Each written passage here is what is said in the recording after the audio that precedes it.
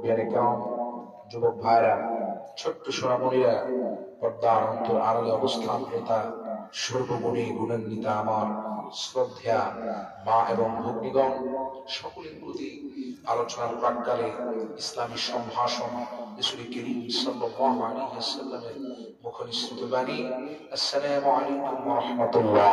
ওয়া আলাইকুম সালাম ওয়া রাহমাতুল্লাহ। সবাই কেমন আছেন? আলহামদুলিল্লাহ। আপনি কেমন আছেন? আলহামদুলিল্লাহ, আল্লাহ পাকের দয়ায় সুস্থ আছি, ভালো আছি। প্রিয় ভাইরা, আমরা সর্বপ্রথম মহান আল্লাহ সুবহানাহু ওয়া তাআলার শুকর আদায় করছি যে মহান মুনি দুনিয়ার শত ব্যস্ততার সমস্যাকে পিছনে ফেলে দিয়া আজকের এই মুবারক মুতাবাররাক মাহফিলে আপনাকে আমাকে আসার বসার, কোরআন ও হাদিস থেকে কিছু কথা শোনার, বোঝার এবং আমল করার তৌফিক যখন ভিক্ষা দিয়েছেন, সেজন্য আমরা জবান ছেড়ে দিয়ে পড়ি আলহামদুলিল্লাহ। পাশাপাশি লক্ষ কোটি দুরূদ ও সালাম প্রেরণ করছি বিশ্ব মানবতার মুক্তির দূত সাইয়্যিদুস সাকালাইন, ইমামুল আম্বিয়া, আফতাবে নবুওয়াহ, শাহনশাহে রিসালাহ, বদরুদ দুজা, নূরুল হুদা, নূরুন আলা নূর, আমার আপনার সকলের প্রাণাধিক প্রিয় রাসূল করিম সাল্লাল্লাহু আলাইহি ওয়াসাল্লামের পবিত্র রওজা মুবারকে মহান আল্লাহ তাআলা যেন পৌঁছায় দেন, সকলে পড়ি আমিন। প্রিয় ভাইরা আমার, আজকের এই মাহফিল হওয়াতে আপনারা খুশি না বেজার? ও পিছনের ভাইরা মনে হয় বেজার, কিছু কয় নাই। খুশি না বেজার? খুশির আওয়াজ কি এত কম?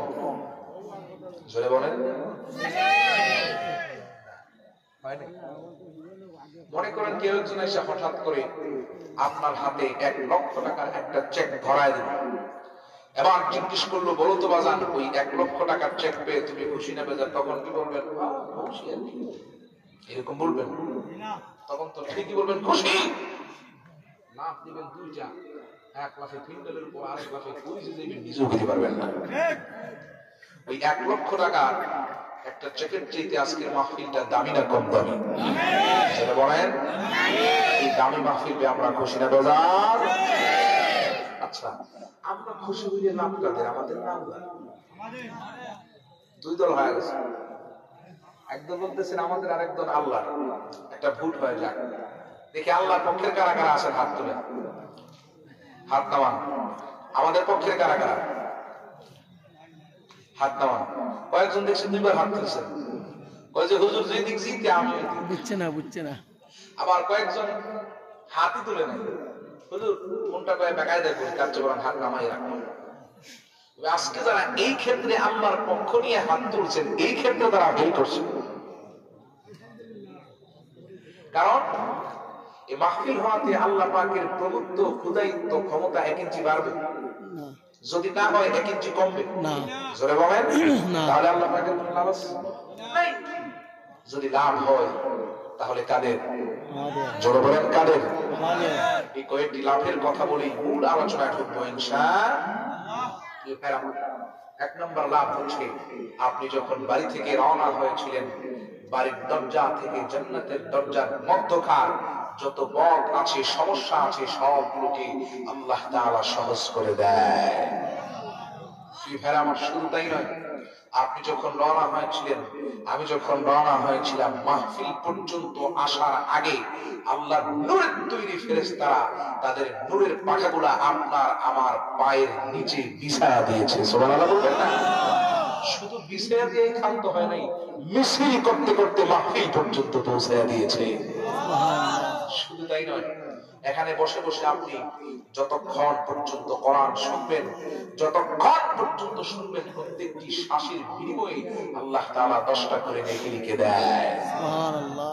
শুধু তাই নয়, আলেমদের চেহারার দিকে যত সময় পর্যন্ত তাকিয়ে থাকবেন, মহান আল্লাহ সুবহানাহু ওয়া তাআলা জীবনের সগীরা গুনাহগুলা মাফ করতে থাকবেন। সুবহানাল্লাহ বলবেন না?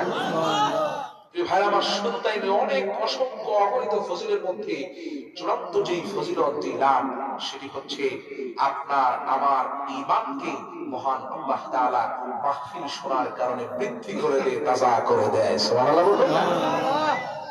এই যে কথাগুলো বললাম, এটা আমার নিজের বানানো না, নিজ থেকে বলতেছে না? আল্লাহ রাব্বুল আলামিন বলেন ইন্নামাল মুমিনুনা আল্লাযীনা ইযা যুকিরাল্লাহু ওয়াজিলাত কুলুবুহুম ওয়া ইযা তুলিয়াত আলাইহিম আয়াতুহু زادتهم إيمانا جل الله أكبر الله تعالى বলতেছেন গোলাম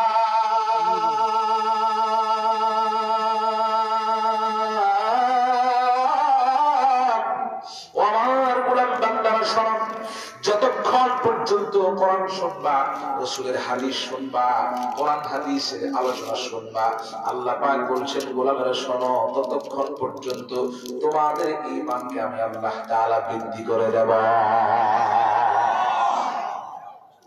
এটা আসলে ঈমান নয়, ঈমান ইমাদউদ্দিন ইবনে কাসীর রাহমাতুল্লাহ আলাইহি বলেন এটা হচ্ছে নূরুল ঈমান, ঈমানের নূর, ঈমানের আলোকে কোরআন শোনার কারণে হাদিস শোনার কারণে মহান আল্লাহ সুবহানাহু ওয়া তাআলা বৃদ্ধি করে দেয়, তাজা করে দেয়। এই মাহফিলে লোক সংখ্যা যত আছে বিশ্বাস করুন, এটা লালন করুন, কোরআন ও হাদিসের আলোচনা যত জায়গায় হয় আল্লাহর নূরের তৈরি ফেরেশতারা কানায় কানায় চতুর্দিক বেষ্টন করে রাখে, ভরপুর হয়ে থাকে। সুবহানাল্লাহ বলবেন না? একজন ফেরেশতার কাঁধের উপর আরেকজন হাদিস সাক্ষী, একজনের কাঁধের উপর আরেকজন, একজনের কাঁধের উপর আরেকজন, এইরকম ভর করতে করতে আল্লাহর আকাশ পর্যন্ত পৌঁছে যায়। আল্লাহ পাক আশ্চর্য হয়ে যান, ফেরেশতাদেরকে জিজ্ঞেস করেন ও আমার ফেরেশতারা তোমরা এখানে ভিড় করলা কেন, জড়ো হইলা কেন, এত এত ভিড় করলা কেন? ফেরেশতারা জবাব দেয় মালিক এখানে ভিড় করেছি আপনার কিছু গোলাম বান্দারা এখানে বসে বসে আপনার জিকির করতেছে, তাদের সঙ্গে আমরাও শামিল হয়ে গেছি। সুবহানাল্লাহ। আল্লাহ পাক আশ্চর্য হয়ে যান, আজীব ব্যাপার, আমার একজন গোলাম তো সরাসরি সচক্ষে আমাকে দেখে না। দেখছেন আপনারা? না। ওই পিছনে ভাইরা দেখছেন? আল্লাহ পাক আশ্চর্য হয়ে যান, আজীব ব্যাপার, আমার একজন গোলাম তো সরাসরি সচক্ষে দেখে নাই, অথচ আমার গোলামি করতেছে, আমার প্রশংসা আদায় করতেছে। আল্লাহ পাক খুশি হয়ে ফেরেশতাদেরকে জিজ্ঞেস করেন, সুআল করেন, ও আমার ফেরেশতারা আমার গোলামেরা আমার কাছে কি চায়? ফেরেশতারা জবাব দেন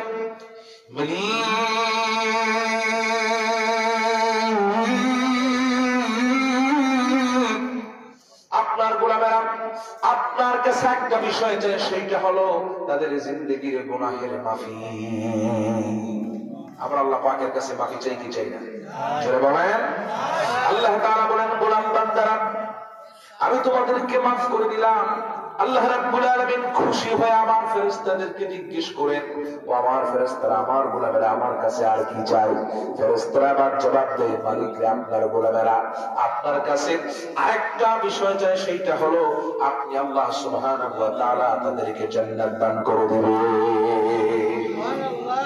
আল্লাহ পাক আশ্চর্য হয়ে যান, আজীব ব্যাপার, একে তো সরাসরি আমাকে দেখে নাই, না দেখেই আমার গোলামি করতেছে। আরেকটি অদেখা বিষয়, জিন্দেগিতেও কখনো দেখে নাই, কল্পনাও করতে পারে নাই, জান্নাত এটা আমার কাছে চেয়ে বসছে। আল্লাহ পাক খুশি হয়ে বলেন, ফেরেশতারা তোমরা সাক্ষী থাকো, আমি আমার প্রত্যেকটি গোলামের কপালে জান্নাত লিখে দিলাম। সুবহানাল্লাহ বলবেন না? ভাইরা আমার, বন্ধুরা আমার, আল্লাহ রাব্বুল আলামিন খুশি হয়ে আমার ফেরেশতাদেরকে জিজ্ঞেস করেন, ও আমার ফেরেশতারা আমার গোলামেরা আমার কাছে আর কি চাই? ফেরেশতারা আবার জবাব দেয়, মালিক আপনার গোলামেরা আপনার কাছে আরেকটা বিষয় চাই, সেইটা হলো আপনি আল্লাহ সুবহানাহু ওয়া তাআলার সাক্ষাৎ। সুবহানাল্লাহ। আমরা সাক্ষাৎ চাই কি চাই না? জোরে বলেন, চাই কি চাই না? চাই তো হাত তুলে আল্লাহ পাককে দেখায় দেই, নারে তাকবীর, নারে রিসালাত। আল্লাহ পাককে দেখতে হলে কাজ করা লাগবে দুইটা। কয়টা? যারা বলেন কয়টা? আল্লাহ রাব্বুল আলামিন বলেন, ফামান কানা ইয়ারজু লিকা রাব্বিহি ফালইআমাল আমালান সালিহান ওয়া লা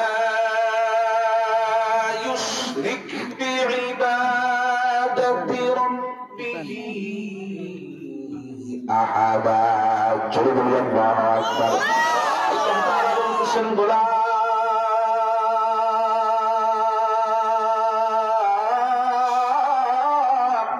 যারা নাকি আমি আল্লাহ তাআলার সাক্ষাৎ পেতে চাও, যারা নাকি আমি আল্লাহ রাব্বুল আলামিনকে দেখতে চাও, দুইটা কাজের কমিটমেন্ট করা লাগবে, দুইটা কাজের ওয়াদা করা লাগবে, দুইটা কাজের প্রতিশ্রুতি গ্রহণ করা লাগবে, দুইটা কাজের অঙ্গীকার করা লাগবে। এক নাম্বার কাজ হলো আমলে সালেহ করা লাগবে, দুই নাম্বার কাজ হলো আমার ইবাদতের ক্ষেত্রে কাউকে শরীক করতে পারবা না, শিরকের গুনাহ করতে পারবা না। এই দুইটা কাজের কমিটমেন্ট ওয়াদা যদি করতে পারো, অঙ্গীকার যদি করতে পারো, গোলাম শোনো, জান্নাতে আমি আল্লাহ তাআলা আমার সমস্ত নূরের পর্দাগুলো সরাইয়া, সমস্ত হিজাব উঠাইয়া আমি রব্বুল আলামিন তোমাদের সকলের সামনে আমি আল্লাহ তাআলা সবগুলা সরাইয়া আমি আল্লাহ পাক হাজির হয়ে যাব। আল্লাহ পাক তার সাক্ষাৎ লাভে আপনাকে আমাকে সকলকে ধন্য করুন। সকলে পড়ি আমিন। সকলে পড়ি আমিন। ভাই আমার, ভূমিকা আয়াতের কথা নয়, এবার খুতবায় যে আয়াতে কারিমা তেলাওয়াত করেছি এর উপর ভিত্তি করে কোরআন হাদিস ভিত্তিক নির্ভরযোগ্য তাফসীর এবং হাদিস থেকে, হাদিসের রক্ত থেকে কিছু কথা বলবো। মহান আল্লাহ পাক যেন আমাকে বলার, সকলকে বুঝা, আমল করার তৌফিক দান করেন। সকলে পড়ি আমিন। ভাই আমার, যারা আলেম আছেন তারা ইতিমধ্যে বুঝে গেছেন বিষয়টা কি। তেলাওয়াত করেছি মা এবং বাবা, মাতা পিতার হক নিয়ে একটি আয়াতে কারিমা। আজকের আলোচ্য বিষয় হচ্ছে মাতা পিতার হক, যেটা বর্তমান সমাজে খুবই অবহেলিত। কথা বলেন ঠিক না বেঠিক? এই সমাজে কিছু মানুষ কারো কাছে দাম পায় না, নিজের সন্তানের কাছে দাম পায় না, তাদের কথাবার্তা বলেন। অবহেলিত মানুষদের মধ্যে এক নাম্বার কাতারে যারা, তারা হচ্ছেন মাতা এবং পিতা। সন্তানরা তাদের মা বাপকে সম্মান করতে জানে না, তাদের মা বাপকে ইজ্জত দিতে জানে, কথায় কথায় খারাপ ব্যবহার করে, উচ্চবাচ্য করে, ধমক দেয়, যা মন চায় তা করে। আসে না নাই? এই এলাকায় মনে হয় নাই? অথচ ইসলাম এবং মুসলমান মা বাপকে কত সম্মান করেছে, কত ইজ্জত দিয়েছে, কত সম্মানের উচ্চ আসনে আসীন করেছে, আপনি আমি কল্পনাও করতে পারি। অথচ আমি আপনি আজকে মা বাপের সঙ্গে খারাপ আচরণ করছি, মা বাপকে যাচ্ছে তা বলছি, মা বাপের সঙ্গে অন্যায় উচ্চার করছি, তাদের হক আদায় করতে পারতেছি না, বরং তাদেরকে ধূর ধূর করে দিচ্ছি। আছে না নাই? আল্লাহ রাব্বুল আলামিন বলেন, ওয়া ইয আখাযনা মিসাকা বানি ইসরাঈল আল্লা তা'বুদু লা তা'বুদুনা ইল্লাল্লাহ ওয়া বিল ওয়ালিদাইনি ইহসানা। জোরে বলি আল্লাহু আকবার। যখন মহান আল্লাহ তাআলা তিনি বলতেছেন, হাবিবরে আপনি স্মরণ করুন, যখন বনী ইসরাঈলের কাছ থেকে অঙ্গীকার গ্রহণ করা হয়েছিল, প্রতিশ্রুতি গ্রহণ করা হয়েছিল। কিসের প্রতিশ্রুতি? বনী ইসরাঈলের কাছ থেকে অঙ্গীকার গ্রহণ করা হয়েছিল তারা যেন আল্লাহ পাকের ইবাদত করে আর নিজেদের মা বাপের সঙ্গে সদ্ব্যবহার করে। শুধু তাই নয় ভাইরা আমার, আল্লাহ তাআলা সূরা নিসার 36 নং আয়াতের মধ্যে বলেন, ওয়া'বুদুল্লাহা ওয়া লা তুশরিকু বিহি শাইআ ওয়া বিল ওয়ালিদাইনি ইহসানা। জোরে বলি আল্লাহু আকবার। আল্লাহ তাআলা বলতেছেন, আল্লাহ পাকের ইবাদত করো আর তার সঙ্গে কাউকে শরীক করো না। আর দ্বিতীয় নাম্বার কর্ম হলো, দ্বিতীয় নাম্বার কাজ হলো মা বাপের সঙ্গে সুন্দর সুন্দর ব্যবহার করো। শুধু তাই নয় ভাইরা আমার, আল্লাহ তাআলা সূরা বনী ইসরাঈলের 23 নং আয়াতের মধ্যে বলেন, ওয়া কাদা রাব্বুকা আল্লা তা'বুদু ইল্লা ইয়্যাহু ওয়া বিল ওয়ালিদাইনি إحسانا إما يبلغن عندك الكبر أحدهما أو كلاهما فلا تقل لهما أف ولا تنهرهما وقل لهما قولا كريما. الله تعالى বলতেছেন গোলামেরা শোনো,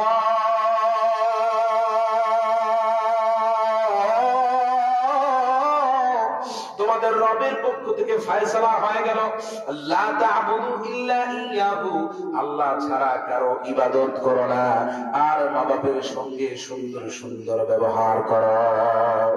ইম্মা ইয়াবলুগান্না ইনদাকাল কিবার, মা এবং বাবা আহাদুহুমা, মা এবং বাবাদের মধ্য থেকে দুজনের একজন যদি বার্ধক্যে চলে যায়, সহজ ভাষায় বুড়া এবং বুড়ি হয়ে যায়, তাহলে শুধু এইটা না, আল্লাহ তাআলা বলেন আও কিলাহুমা, অথবা দুজন যদি বুড়া এবং বুড়ি হয়ে যায়, তাদের সঙ্গে এমন কোন আচরণ করো না যাতে তারা কষ্ট পায়।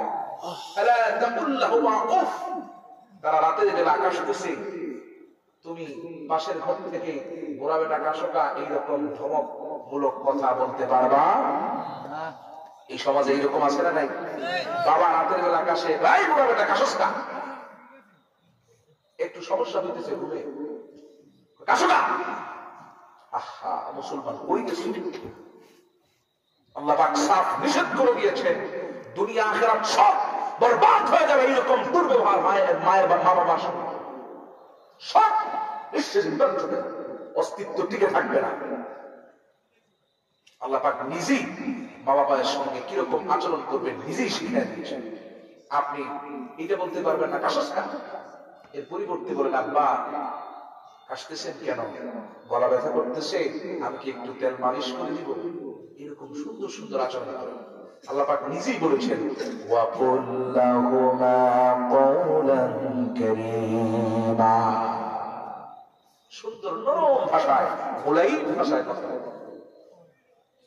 ভাই আমার বন্ধুরা আমার খেয়াল করে দেখুন, মহান আল্লাহ রাব্বুল আলামিন এই আয়াতগুলোর মধ্যে যত জায়গায় মা বাবার খেদমতের কথা বলেছেন, মা বাবার সঙ্গে সুন্দর ব্যবহারের কথা বলেছেন, এর পূর্বে আল্লাহ তাআলা তার ইবাদতের কথা বলেছেন, তার ইবাদতের ক্ষেত্রে কাউকে শরীক করতে পারবো না, এই কথাটাকে আল্লাহ তাআলা আগে আনছেন। এইভাবে যত জায়গায় মা বাবার কথা আল্লাহ তাআলা বলেছেন, পুরোটা কোরআন খুলে দেখুন, সব জায়গায় আল্লাহ পাক মা বাবার খেদমত করার আগে আল্লাহ পাকের ইবাদতের ক্ষেত্রে কাউকে শরীক করা যাবে না, এই কথাটা আল্লাহ পাক বারবার উল্লেখ করে দিয়েছেন। নিশ্চয়ের কোনো কারণ আছে, নিশ্চয়ের কোনো হেতু আছে। মুফাসসিরিনে কেরামগণ বলেন এর কারণ হলো মানুষেরা বেশি বেশি একেবারে খেদমত করতে করতে ওই যে অতি ভক্তি সুরের লক্ষণ বেশি করতে করতে এক পর্যায়ে মা বাপ সহ মানুষকে খেদমত করতে করতে তাদেরকে আল্লাহ পর্যন্ত নিয়ে পৌঁছায় দেয়।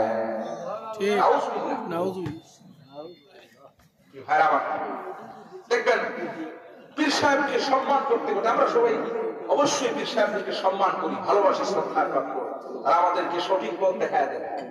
কিন্তু কিছু লোক আছে অতিরঞ্জিত, বুঝে কিংবা না বুঝে সম্মান করতে করতে করতে করতে এক পর্যায়ে পীর সাহেবকে সাজদা দেয়। আসে না নাই? জোরে বলেন আসে না নাই?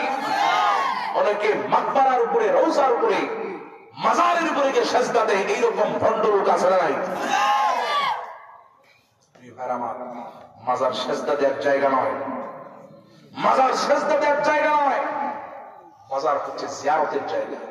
সেখানে গিয়ে জিয়ারত করবেন, যিনি শুয়ে আছেন তার কাছে কিছু দিতে পারবেন না যে বাবা আপনি দেন, উনি না ওনার 14 গোষ্ঠীর ক্ষমতা নেই আপনারা কিছু দিবে। আপনি তার ওসিলা নেন যে আল্লাহ তোমার একজন মাকবুল বান্দা এখানে শুয়া, উনার ওসিলা চাইলাম, আল্লাহ উনার ওসিলায় আমার এই কাজটা হচ্ছে না, আপনি উনার ওসিলায় একটু মেহেরবানি করে করে দেন। আল্লাহ পাকের কাছে চাও, উনার ওসিলায় উনার কাছে চাওয়া যাবে? জোরে বলেন চাওয়া যাবে? মাজারে সাজদা দেওয়া যাবে না। মাজারে সাজদা দিলে আল্লাহ পাকের সঙ্গে শিরক হয়, আর যে ব্যক্তি শিরক করলো, কুফর করলো, ওই গুনাহটুকু আল্লাহ তাআলা কখনো ক্ষমা করবেন না। এই ভাইরা আমার, সাজদা দেন এইটা মহানবী মুহাম্মদ রাসূলুল্লাহ সাল্লাল্লাহু আলাইহি ওয়াসাল্লাম আজ থেকে ১৫০০ বছর আগে নিষেধ করে দিয়েছিলেন। ইবনে মাজাহ হাদিস 1853 নম্বর হাদিস, হযরত মুআজ ইবনে জাবাল রাদিয়াল্লাহু আনহু তিনি যখন শাম দেশ থেকে ফিরলেন, ফেরার পরে لما قدم معاذ من الشام سجد للنبي صلى الله عليه وسلم, শাম দেশ থেকে ফিরে আল্লাহর হাবিবকে একটা সাজদা বসায় দিলেন। আল্লাহর হাবিব বললেন, মা হাদা ইয়া মুআজ, এটা কি করছো মুআজ? হযরত মুআজ বলতেছে, ইয়া রাসূলুল্লাহ, ইয়া হাবিবাল্লাহ, আমি যখন শাম দেশে গেছিলাম সেখানে দেখছিলাম তাদের দলীয় নেতাকে, তাদের ধর্মীয় গুরুকে তারা সিজদা করে, আমি তখন থেকেই নিয়ত করেছিলাম আমি যখন মদিনায় ফিরবো এসেই আপনাকে সিজদা দিব, যেই নিয়ত সেই কাজ, আইসে আপনাকে সিজদা করলাম। আল্লাহর হাবিব বললেন, কশিন কালেও এরকম করবা না, সিজদার একমাত্র কেবলমাত্র মালিক হচ্ছেন মহান আল্লাহ সুবহানাহু ওয়া তাআলা। সুবহানাল্লাহ। শুধু তাই ভাইরা, হযরত কাইস ইবনে সাদ রাদিয়াল্লাহু আনহু তিনি বলতেছেন, আতাইতুল হেরা, আমি হেরা নগরীর মধ্যে গেলাম। হেরা হচ্ছে কুফা নগরীর একটি প্রদেশের নাম। তিনি বলতেছেন, আমি হেরা নগরীর মধ্যে গেলাম, সেখানে গিয়ে দেখতে পেলাম কিছু মানুষরা আছে তাদের ধর্মীয় গুরুকে, ধর্মীয় নেতাকে অথবা দলীয় লিডারকে সিজদা দেয়। আমি তখনই নিয়ত করলাম মদিনার মধ্যে যখন যাব আল্লাহর হাবিবকে সিজদা করব। সেই কথা সেই কাজ। হযরত কাইস ইবনে সাদ রাদিয়াল্লাহু আনহু তিনি যখন মদিনার মধ্যে ফিরলেন, মদিনার মধ্যে আসতে দেরি হয়েছে, আল্লাহর হাবিবকে তৎক্ষণাৎ তিনি সিজদা করতে দেরি হয় নাই। আল্লাহর হাবিব বললেন, সাদ রে, কাইস রে, তুমি এটা কি করলাম, এটা কিসের জন্য করলা? তিনি বলতেছেন, হাবিবে, আমি এমন এমন করতে দেখেছি, যে কাজ আমি দেখেছি তখনই আমার মনে মনে চিন্তা আসলো, আমি যখন মদিনার মধ্যে আসবো আপনাকে সিজদা করব। আল্লাহর হাবিব বললেন, কাইস রে, তুমি কি আমি যখন ইন্তেকাল করব, দুনিয়ার থেকে সাময়িক বিদায় গ্রহণ করব, তখন কি আমার রওজার উপরে গিয়ে, মাকবারার উপরে গিয়ে সিজদা করবা?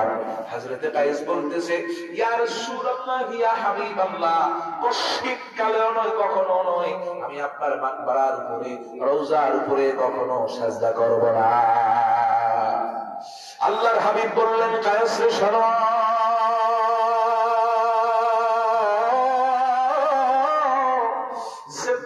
তুমি আমার রওজার উপরে, মাকবারার উপরে সিজদা করতে পারো না, ঠিক তেমনি ভাবে তুমি আমাকে জিন্দা থাকা অবস্থায়, দুনিয়াতে বসবাস করা অবস্থায় সিজদা করতে পারো না। রাসূল নিজেই নিষেধ করে গিয়েছেন, মাকবারার উপরে, কবরের উপরে, রওজার উপরে সিজদা করা যাবে না। জোরে বলেন, যাবে না। এই শিক্ষাটা মাজার কেন্দ্রিক কোন ভণ্ডামি নাই। এই শিক্ষাটা যদি পেতে চান, দূরে কোথাও যাওয়া লাগবে না, ফুলতুলি সাহেব বাড়িতে চলে যান, দেখবেন সেখানে মাজার কেন্দ্রিক কোন ভণ্ডামি নেই। আমি ইসলামে সওয়াবের একটা এই পোস্টারে দেখলাম, স্পষ্ট লেখা আছে যে মাজারে কেউ টাকা পয়সা দিবে না। এরপরে লোকেরা পাগলামি করে দেয়, যদি ওনারা পাইতেন পিটে দিতেন। অতএব এই শিক্ষাটা দূরে কোথাও যাওয়া লাগবে না, ফুলতুলি সাহেব বাড়ি থেকে দিলে যথেষ্ট। মাজার কেন্দ্রিক কোনো ঘন্টামি জিয়ারত করবেন, বাস চলে আসবেন, মোনাজাত করবেন, যিনি শোয়া আছেন তার জন্য মোনাজাত করবেন, তার ওসিলা দিবেন, তার কাছে কিছু চাওয়া যাবে না। জোরে বলেন। ভাইরা আমার, বন্ধুরা আমার, আল্লাহ তাআলা তার ইবাদতের পরেই, তার ইবাদতের পরেই মা বাবার খেদমতের কথা জায়গায় জায়গায় বলে দিয়েছেন। মা বাপকে খেদমত করা লাগবে, মা বাবার সঙ্গে সুন্দর সুন্দর আচরণ করা লাগবে। বুখারীর বর্ণনা 5970 নম্বর হাদিস, ওয়া আব্দুল্লাহ ইবনে মাসউদ রাদিয়াল্লাহু আনহু قال سألت النبي صلى الله عليه وسلم أي العمل أحب إلى الله يا رسول الله يا حبيب الله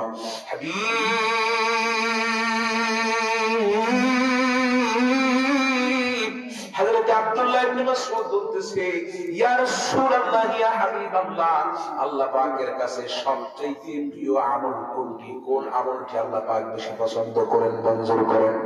আল্লাহর হাবিব বললেন as-সালাতু আলা ওয়াক্তিহা, ওয়াক্ত মতো নামাজ আদায় করা, সময় মতো নামাজ আদায় করা। এরপরে আবার প্রশ্ন করা হলো সুম্মা আইয়ুন, এরপরে কোন আমলটিকে আল্লাহ পাক বেশি মহব্বত করেন, বেশি ভালোবাসেন? আল্লাহর হাবিব তৎক্ষণাৎ বললেন বিররুল ওয়ালিদাইন, বাবার খেদমত করা, বাবাকে সম্মান করা, বাবাকে ইজ্জত দেওয়া। এরপরে আবার জিজ্ঞেস করা হলো সুম্মা আইয়ুন, এরপরে কোনটা হাবিব?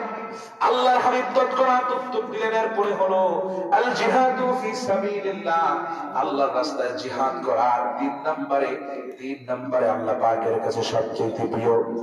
ভাইরা আমার, বন্ধুরা আমার, খেয়াল করে দেখুন এই জায়গায় আল্লাহ তাআলা তার প্রিয় হাবিব জিহাদের চাইতেও, যুদ্ধের ময়দানে যুদ্ধ করার চাইতেও মা বাবার খেদমত করাকে বেশি প্রাধান্য দিয়েছেন, মা বাবার খেদমতকে বেশি জোরদার করে দিয়েছেন।